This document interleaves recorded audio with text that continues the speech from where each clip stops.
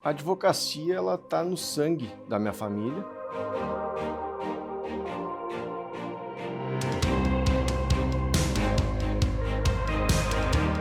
Meu avô paterno foi advogado, foi presidente da OAB de Santana do Livramento, interior aqui do Rio Grande do Sul. Meu pai é advogado, mas eu enveredei para esse lado da advocacia criminal, ao contrário dos que me antecederam, pelo gosto que eu tenho da questão humana, né? E me parece que o direito criminal, ao contrário dos outros ramos do direito, ele propicia esse aprofundamento nos dramas humanos, né? E é fascinante. Eu sou um cara apaixonado pela advocacia criminal, pelos dramas humanos, por defender pessoas. A advocacia criminal, ela provoca muitas paixões, né? É como todo mundo se sente à vontade para dar opinião sobre um caso criminal. Isso é muito comum. E o fato de nós, advogados criminais, via de regra, estarmos ao lado de pessoas acusadas de fatos graves, isso não nos iguala à pessoa que está sendo defendida. Esse acho que é o primeiro ponto que tem que ser esclarecido. Uma coisa é a pessoa que está sendo acusada de um crime grave e outra, bem diferente, é o profissional. Até tem uma frase de Voltaire que ele diz o seguinte, né? Posso não concordar com uma palavra do que dizes, mas defenderei até a morte o direito de dizê-la. Isso traz a essência do que é a advocacia criminal. Eu já defendi ao longo da minha vida pessoas que cometeram crimes graves, que reconheceram a prática de crimes graves, e eu estive ao lado daquela pessoa para buscar não a sua absolvição, mas para buscar a condenação dentro de um devido processo, uma pena justa e necessária para aquele caso, né? Então me parece que a advocacia criminal ela tem essa atribuição e me parece o ponto mais importante é quando você defende o inocente. Defender o culpado é fácil, difícil é defender o inocente, porque o peso e a responsabilidade que o advogado criminal tem ao defender o inocente ela é muito maior, muito maior.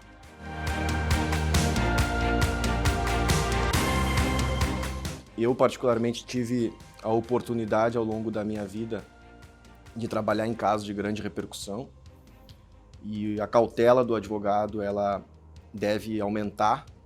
Por quê? Porque existem sentimentos humanos que brotam no advogado e eu destaco um, que é a vaidade. O advogado criminal ele é muito vaidoso por essência. A vaidade não pode cegar o advogado, não pode colocar o interesse pessoal à frente do interesse do réu, né? Eu tive a experiência de trabalhar juntamente com o meu colega, no caso Bernardo, por exemplo, que foi um caso de altíssima repercussão aqui no Rio Grande do Sul, um julgamento extremamente longo, transmitido ao vivo, com todas as grandes emissoras acompanhando.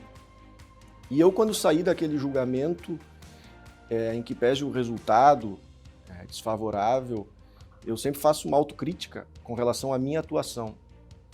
E eu saí muito satisfeito com a minha atuação, porque o que estava ali foi o Rodrigo, iguais a todas as outras atuações que eu tive ao longo da minha carreira. Quer dizer, eu não mudei absolutamente nada por estar em um julgamento de grande repercussão. Então eu sempre digo aos jovens advogados, né, que em algum momento eles vão assumir a defesa de um processo que vai ter a repercussão, que eles mantenham a sua essência, mantenham o seu entendimento, o seu caráter, aquilo que eles acreditam, não se deixem seduzir pela opinião.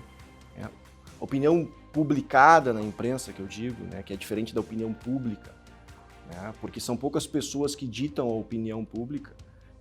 O juiz não pode dizer que o réu é culpado ou inocente ouvindo as vozes da rua. Veja Jesus Cristo. Jesus Cristo foi condenado ouvindo-se a sociedade. Quer dizer, então, eu como advogado, eu penso que a minha convicção ela vem do quê? Ela vem do processo. Ela vem do meu contato, direto com o meu cliente, a conversa franca que eu tenho com o meu cliente. E a partir daí eu vou formar minha convicção e aí eu vou enfrentar a guerra ao lado dessa pessoa, né? Tem uma frase cunhada pelo ex-desembargador Hamilton Bueno de Carvalho que diz que a advocacia é a luta de um contra todos. E acho que efetivamente essa é a essência da advocacia, né? É você estar lá no último degrau da escada, ao lado daquela pessoa, apontada por todos e todas como um assassino, e você estar lá defendendo direitos, defendendo a inocência daquela pessoa. Então eu fico muito tranquilo em estar nesse lugar.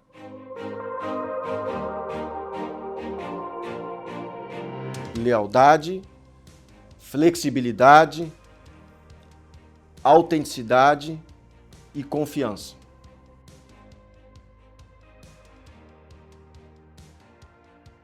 A defesa de qualquer pessoa, ela é plenamente possível.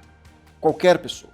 A defesa de pessoas acusadas de crime grave, e vamos trabalhar talvez um dos crimes mais graves, que mais choca, pelo menos a mim, e quem tem filho, eu acho particularmente, é o estupro. Né? O estupro de uma criança. Né?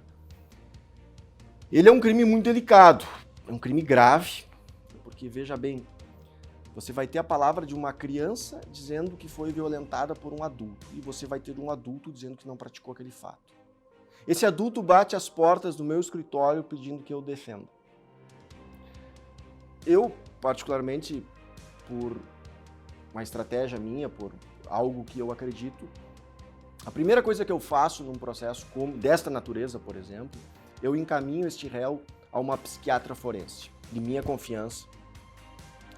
Essa psiquiatra forense, ela vai fazer um estudo do caso, um estudo desta pessoa, e vai me entregar um laudo me dizendo o que ela acredita. Porque ela é a profissional que vai poder avaliar se aquela pessoa ela tem indicativos, traços de personalidade de uma pessoa que abusa. Não sou eu o advogado, eu não tive formação para isso. Então, o primeiro ponto é você reconhecer as limitações da sua área. Então, eu preciso de um bom laudo, de um trabalho transdisciplinar para formar a minha convicção.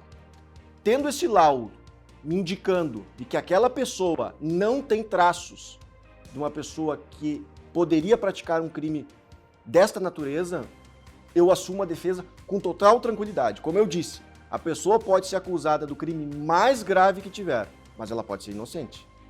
E o que retira o crédito da justiça não é a absolvição do culpado, mas sim a condenação de um inocente. É isso que retira o crédito da justiça.